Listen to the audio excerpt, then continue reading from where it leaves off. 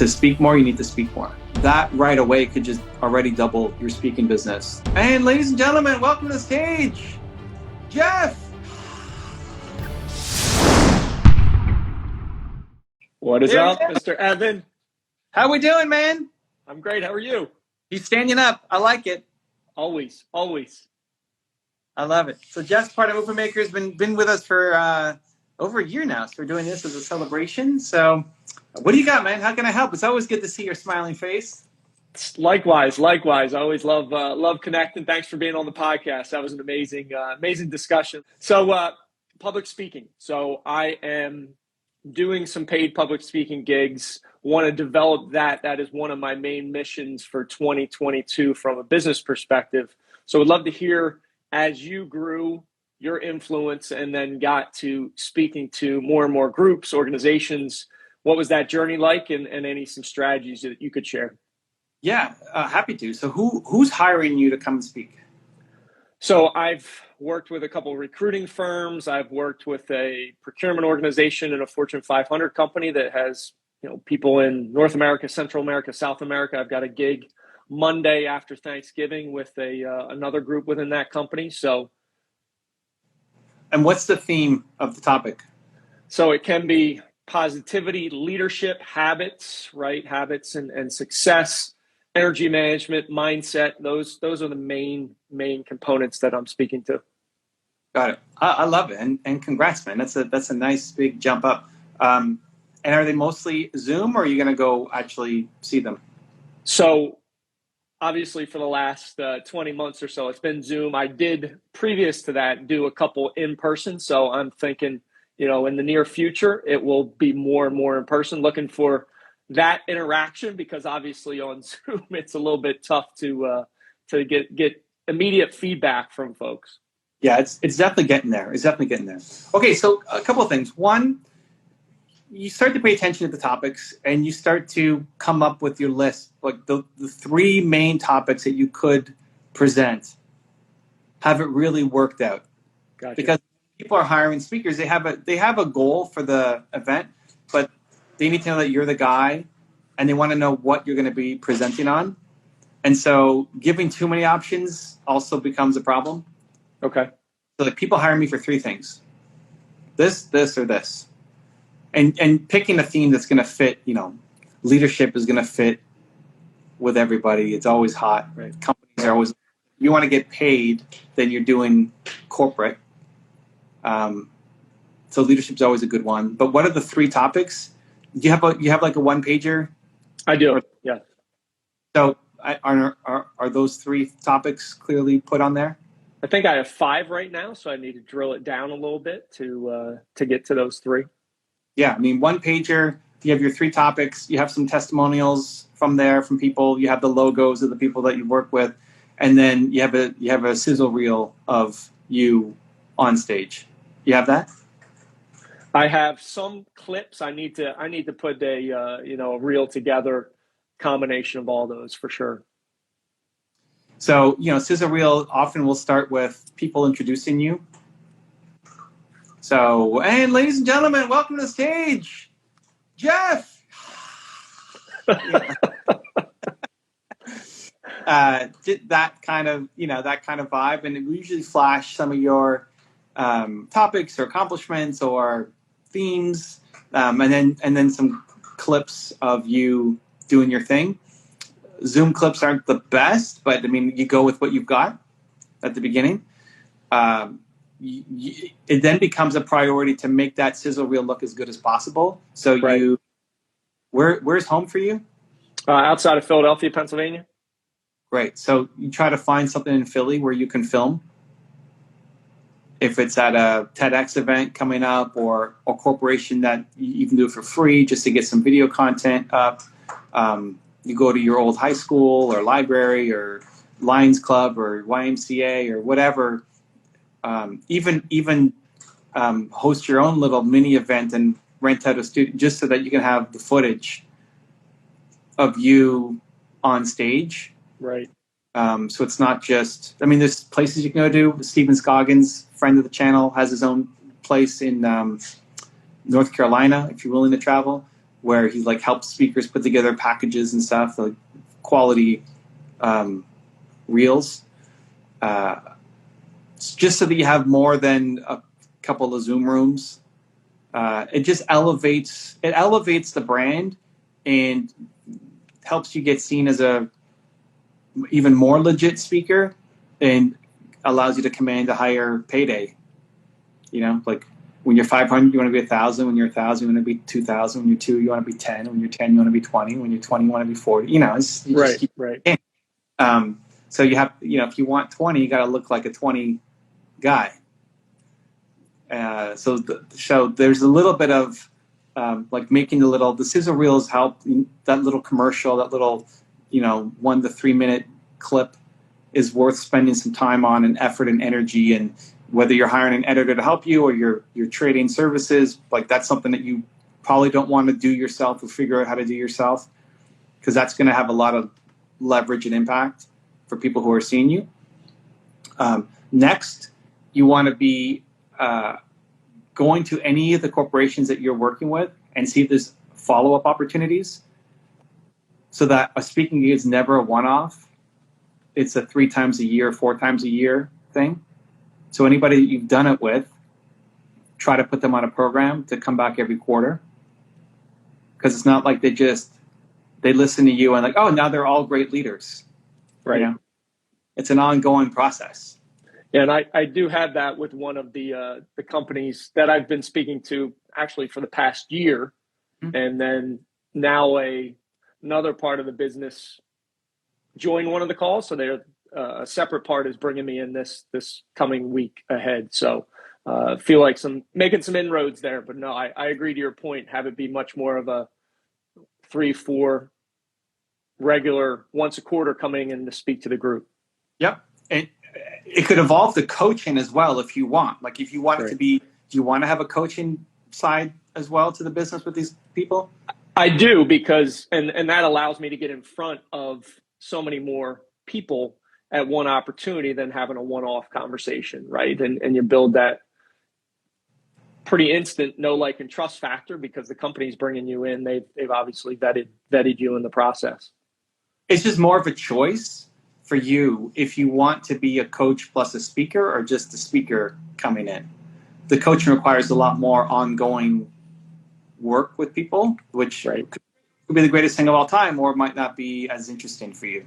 But thinking about every client, so if you've worked with 5 or 6 clients already, now it's thinking, okay, how do I go back to them and turn all of them into an ongoing, and you have to tell them what to do, because they don't know. Right.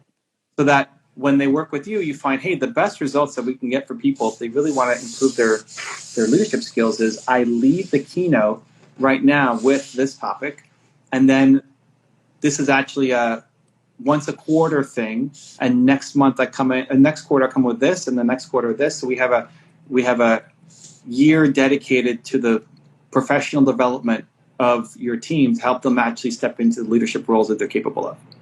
Gotcha.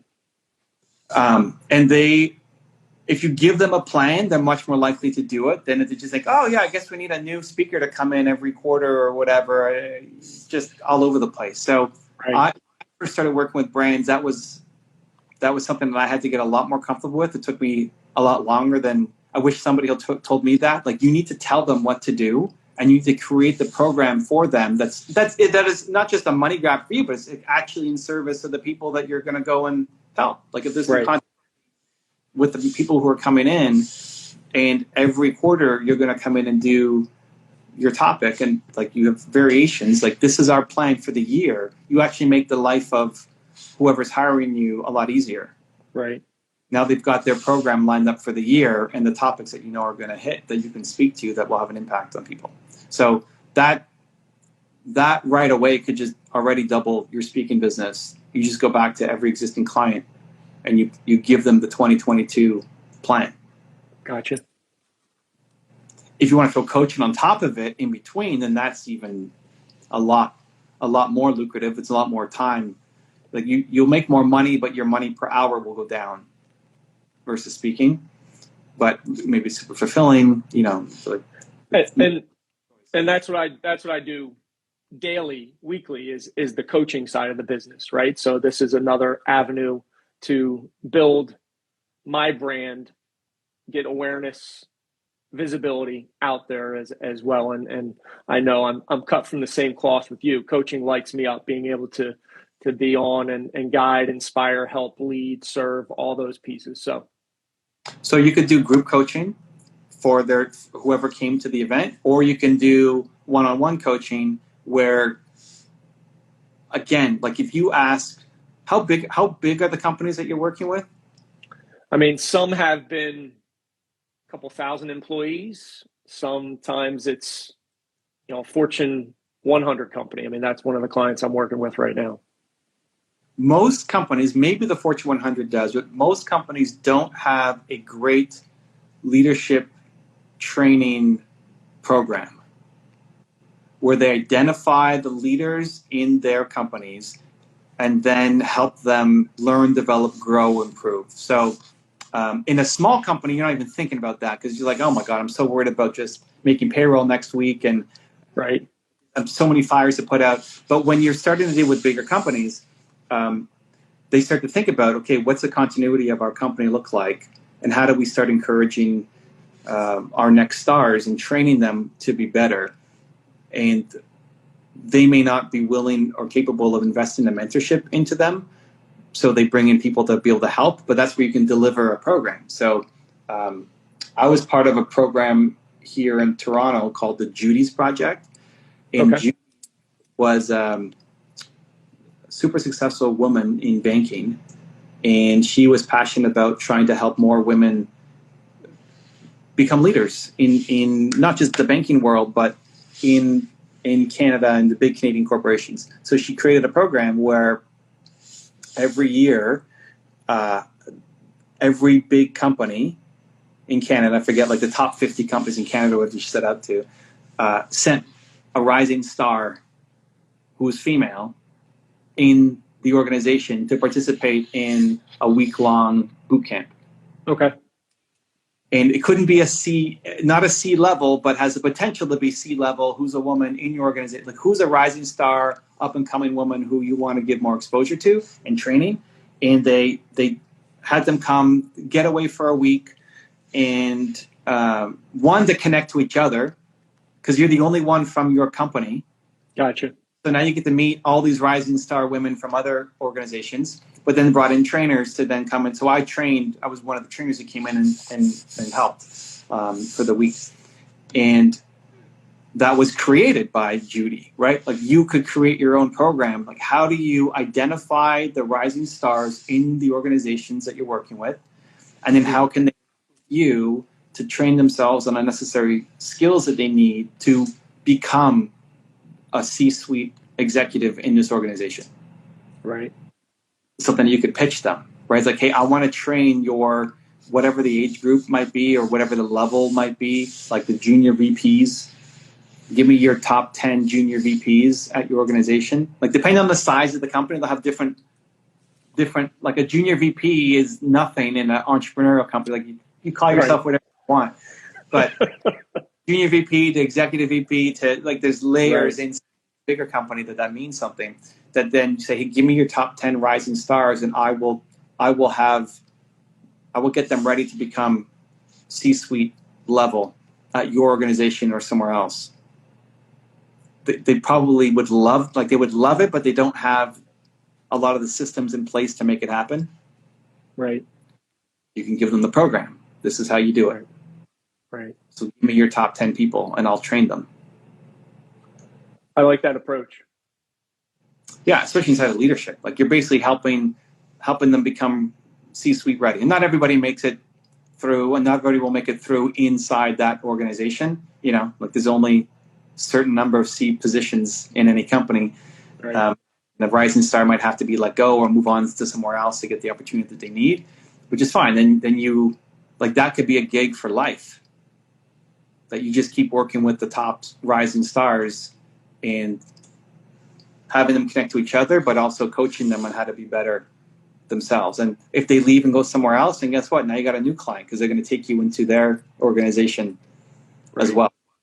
Right. You develop those deep bonds and relationships that are so critical.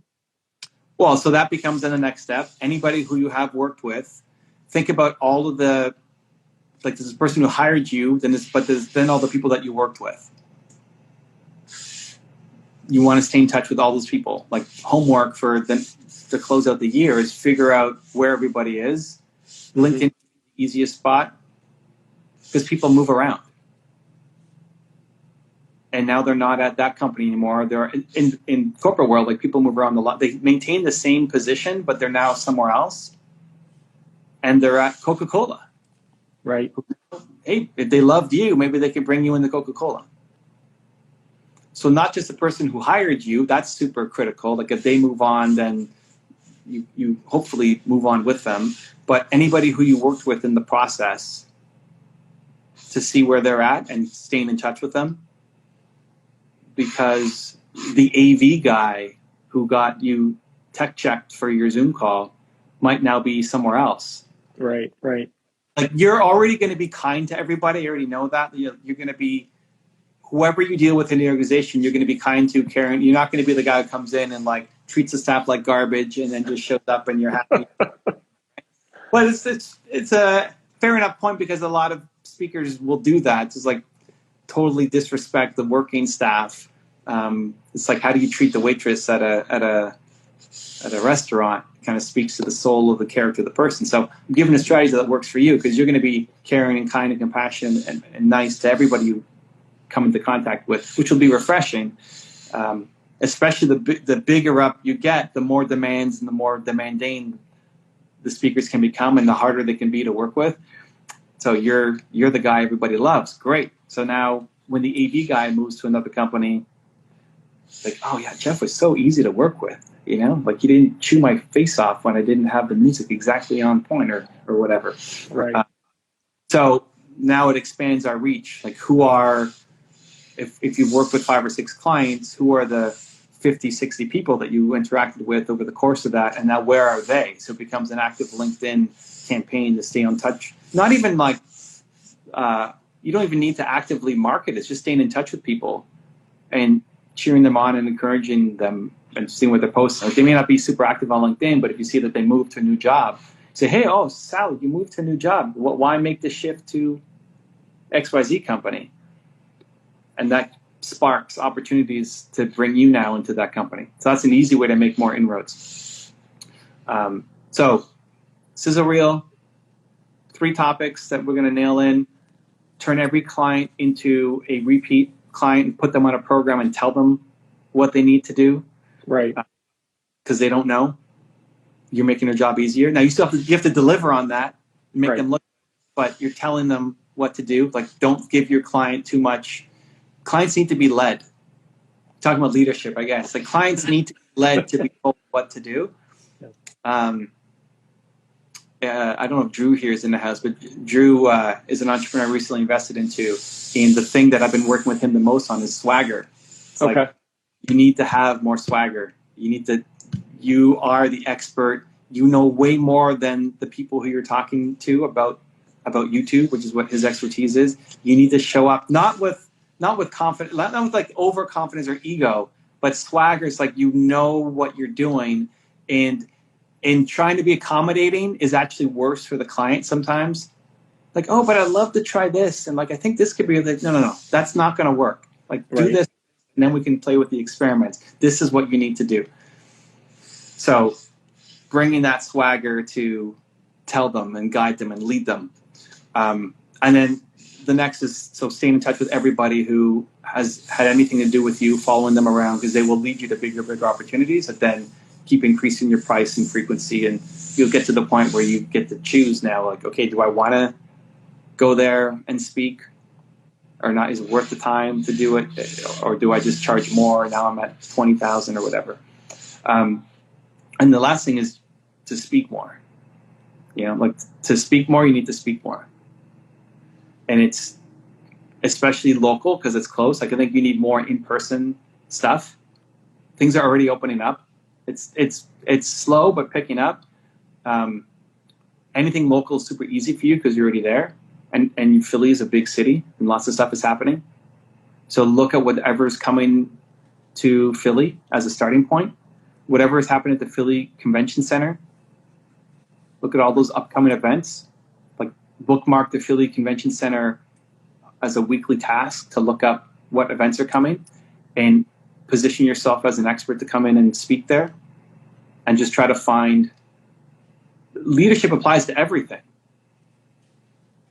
If there's a yoga conference coming up, great, go talk about leadership in the yoga business, right? And like it just applies to everything.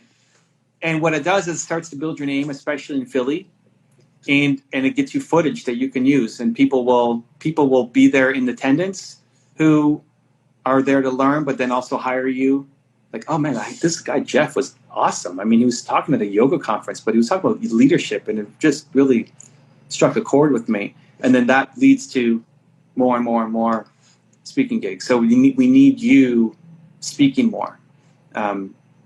If you're willing to travel, then anything that's open. You know, like if you're willing to go to New York, or you're willing to go to Boston, or you're willing to go to my U.S. geography is not fantastic, but you know, like whatever's close. Pittsburgh, I don't know what's coming to Pittsburgh. Baltimore, D.C. is probably close to. Yeah. Yeah, D.C. A lot of stuff's happening. Maybe more on the political side, but all of that could be all opportunities for you if you're willing to travel, not too far, and an opportunity comes up, even if it's free, just to get exposure to people, right? That people see you. Now you're speaking at the Philly or DC Convention Center. Now you got some better footage to show off, and it leads to a lot more opportunities. So you'd be surprised at who says yes. You know, the two types will be, one, the people who they see it fitting into their agenda in advance. So, you know, as soon as people place something on the Philly Convention Center website, they'll often put the event before having all the speakers lined up, right? So you somebody's saying Atlantic City, New Jersey too. Yeah, I mean, you got a lot around you. As soon as they list the event, they don't have all their speakers lined up. So now you just got to think, how can I fit into a yoga conference or an automotive conference, or it's probably not going to be like leadership conference, right? Right. Yeah, industry specific or something like that. Yeah. It matter if it wasn't, because you're the only guy talking leadership at this conference instead of being one of 50 speakers talking about leadership. Right. So you reach out to the ones that are a couple months away to say, hey, I would love to come in and talk about leadership in the automotive industry or in the yoga industry or whatever. And you pitch it, and then you have your reel and everything else. And, you know, the organizers are usually fairly easy enough to get a hold of. So that's a couple months in advance. You can go there and you'll already see events in February being promoted, probably, that you can start to reach out to. Right. And the second are the last minute cancellations. So if something's happening next week, it's still worth reaching out to the organizers and say, hey, I know what's happening next week. I know your lineup's already full. If anybody cancels, let me know. I'm your guy. Yeah. This happens all the time at the last minute. I don't know if do you know Jamie Kern-Lima? I do. So she what is her book? Anyway, she burst onto the social media scene as a result of speaking on Brendan Burchard's stage. Mm-hmm. So she wrote the book Believe It. She's the one who sold her business for $1 billion. And she was at Brendan's event. And somebody last minute pulled out of Brendan's event. Like they couldn't make the event. Okay. So he's following with his friends and say, you know, do I just do this myself? Do I bring on somebody else? Like, who do we know who can fill this spot? And somebody said Jamie Kern-Lima. And she also he's like, okay, how do we get her here as fast as possible? But she also happened to be there in the audience, which was a nice side effect. And she had never done a speaking gig before. Wow. And he brought her up on stage, and she did her thing, just told her story. Now, she's been in front of the camera through her work and like infomercials and stuff, but she'd never been a speaker. So, and that started the career. That started her then launching her book and doing all sorts of work with Brendan and just rising star, and book becomes New York Times bestseller, all that stuff, just because she happened to fill in the void when somebody pulled out. So it may not be super easy for you to get to like New York the day of, but just pinging people, maybe they bring you in, or maybe they just remember you for the next time as well, because they're putting on, you're in it for the long haul. Like in 5 years, you're still going to be speaking. You're just going to be commanding a lot higher fee and doing more of it. So getting to know all the different event organizers, as opposed to just pitching yourself out. Say, hey, here's what I talk about. I know your event's already full, but if you need somebody cancels last minute, I'm your guy. I'm in. Here's what I talked about. Yeah, I love that, and I love it's building those relationships for the future, because you for sure the long haul is the game. And there's enough events, even just coming through Philly, that's part of your just weekly outreach. Mm-hmm. New events that are being posted that are months away. Every week, like every Monday, you just look at the website, Philly Convention Center. Those are the big ones. And then also anything that's happening next week, and just pinging them a second time to say, hey, I know what's happening next week. If anything cancels, I'm ready to go. Drop of a hat, let me know. I'm here. I'm local. Happy to do it. Right? Here's my cell number. No, I love that. Love that approach. And if you're willing to go New York, Boston, New Jersey, Baltimore, Pittsburgh, whatever, then that could be your full-time thing. It's just reaching out and traveling and doing the speaking gigs. And that leads to paid gigs and higher paid gigs pretty quickly. Right. No, I love it. Cool, man. You got some homework. I do. I got it written down. I'll take action and attack it. But I love it, man. Appreciate the guidance for sure. I think you'll do great, man. I know I will. It's just a matter of getting my, I've done 800 podcast episodes. I mean, the resilient discipline to just continue to do the work. It's just, you never know when it's going to break necessarily. And just being consistent is so important. It's just doing the work to do the outreach. Mm-hmm. And then once you get somebody, the work to turn it into something bigger than the one-off, put them on a program that you're leading them to, and then the work to follow up with everybody, just keep contact and see where they're at and where they're moving, because they'll move on to other things and they may not remember your name every time, but if you're in touch with them, they will, and it'll lead to amazing opportunities. Yeah, love it. Cool, man. Awesome. Well, thank you so much, my friend. It was great. All right. Great connecting again. Much love. Thank you, Jeff. We'll see you soon. All right, see you, Evan. Okay. Cheers. If you want to see another awesome one-on-one I did with an entrepreneur just like you, check out the video right there next to me. I think you'll enjoy it. Continue to believe, and I'll see you there. My dreams of being a TED Talk speaker died that night on stage. Well, if you always knew what you were doing, you're never growing. That's how you build the belief. You build the belief by taking on the challenges.